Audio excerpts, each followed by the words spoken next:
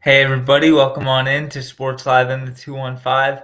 Today we'll discuss the first game of the Phillies and Chicago White Sox series. Um, it was just an absolute mess.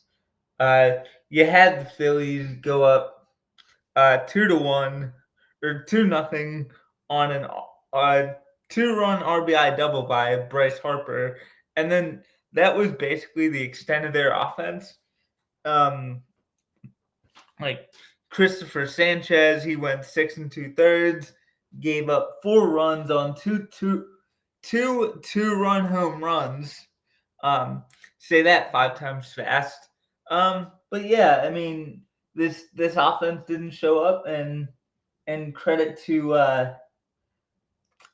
to um Martin, the White Sox starting pitcher. He did a great job of keeping the Phillies off balance.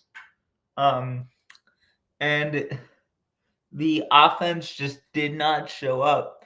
And it was just an absolutely putrid effort aside from the Bryce Harper um, two-run two the the two-run or the two RBI double, or yeah, the two-run RBI double. That's what I was trying to say.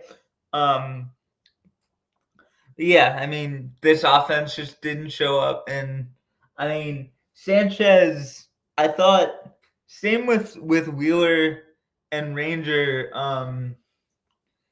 Kind of like and really Taiwan Walker Friday, Saturday, and Sunday in New York.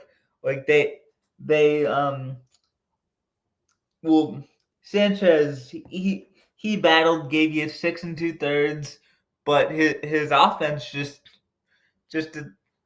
didn't show up for him. And when you don't kind of bail out your starting pitcher on one of their off nights, I don't care what team you face on the other side, you're gonna lose.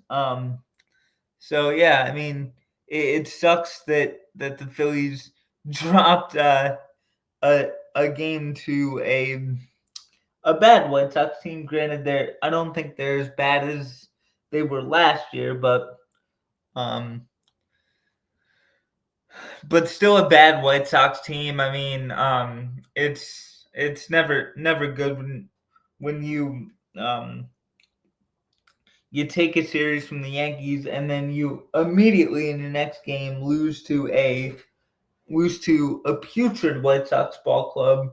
And they only have one team one I think one guy left from their team that won that AL Central title in, I want to say, was that 2021, um in Luis Roberts. So that ownership group, Jerry Reinsdorf, hasn't done he hasn't done a good job like keeping that team together. Like after they had the rough year. I think it might have been 22.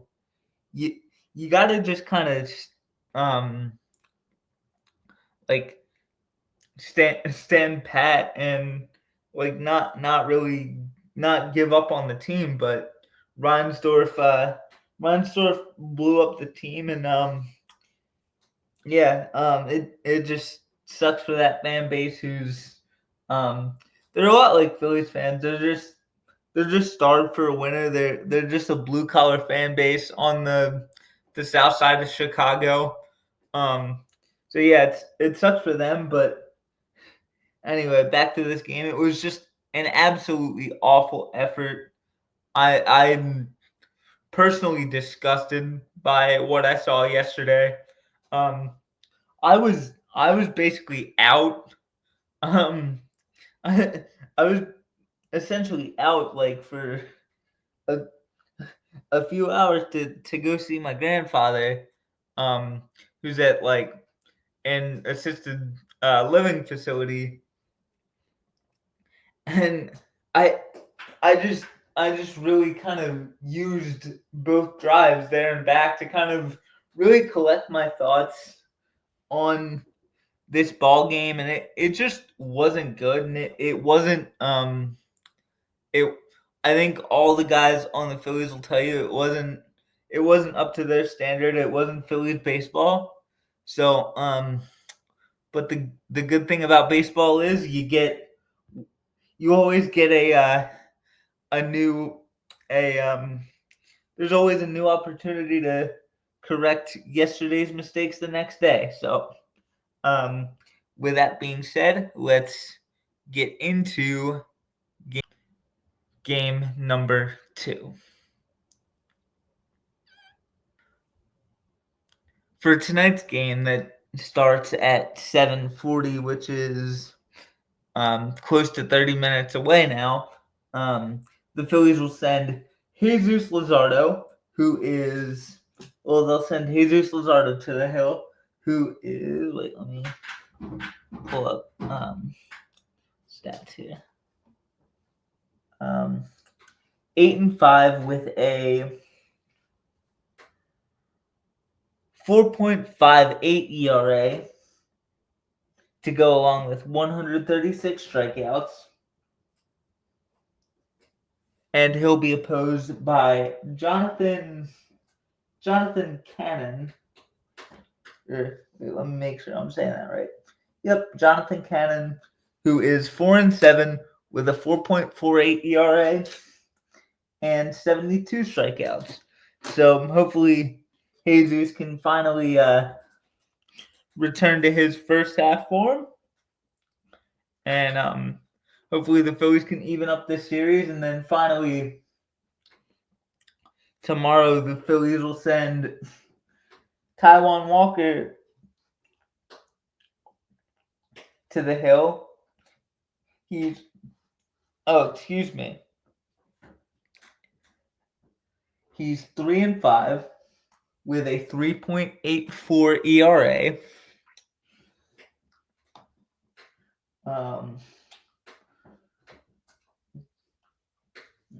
Hold on. Striking out 56 batters, and he'll be opposed by Adrian Hauser, who is 6-2 with a 2.10 ERA and 47 strikeouts. So I think in both matchups, like each team's starter would seem to have the advantage, but that's baseball. You never truly know, and this might seem like kind of a cop out watch, especially after watching the first game with the diving catch and the 2-run bomb he hit. But my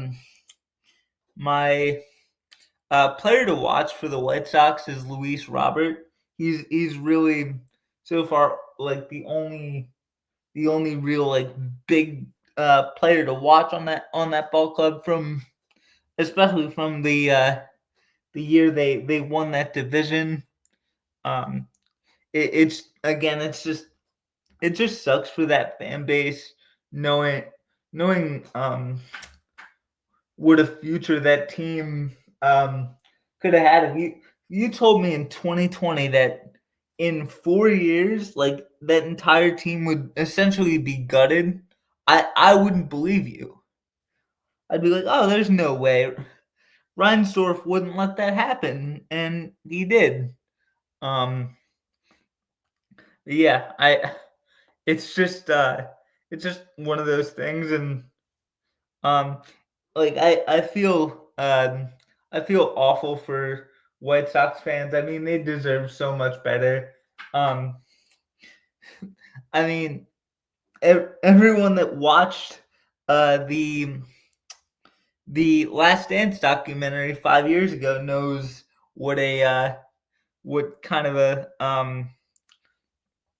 a a guy Jerry Reinsdorf is. Like the Bulls were winning championships, and like he was talking about rebuilding while they were winning a championship. Like, what are you doing, dude? Like, let's just keep this thing rolling. And I think he's just one of those guys that only really cares about profit and not getting good and staying good. And you need more like owners and executives who